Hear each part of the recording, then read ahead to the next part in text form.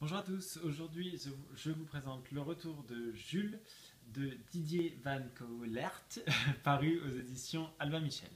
Donc Jules ne s'occupe plus d'Alice puisqu'elle a de nouveau sa vue et il n'est plus chien d'aveugle, il s'occupe de personnes épileptiques. Mais du jour au lendemain, il est déclaré chien dangereux et il s'enfuit. Et Alice et Zibal, qui eux ne sont plus ensemble, ont 24 heures pour retrouver leur chien afin qu'il ne soit pas euthanasié. Voilà ce que j'en ai pensé. Le premier, je l'avais vraiment adoré. C'était un roman feel good par excellence.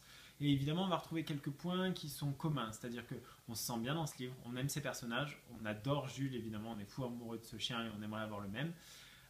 En revanche, on part avec un postulat de départ qui est bien plus sombre, puisque les deux personnages principaux ne sont plus ensemble, et le chien est quand même vachement en retrait, puisqu'il est en fuite. Donc en fait, on suit plus le côté humain que le côté canin de l'aventure, ce qui est un petit peu dommage à mon sens.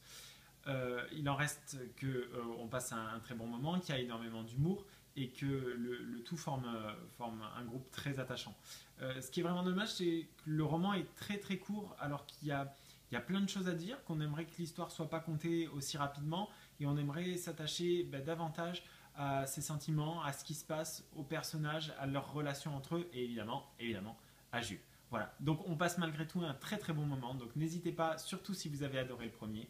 C'est le retour de Jules de Didier Van Collaert, paru aux éditions Albin Michel. N'hésitez pas non plus à nous suivre sur Facebook, YouTube et Twitter, vous trouverez les liens en barre d'infos. Moi je vous dis à bientôt pour un prochain bloguéo. Bye bye.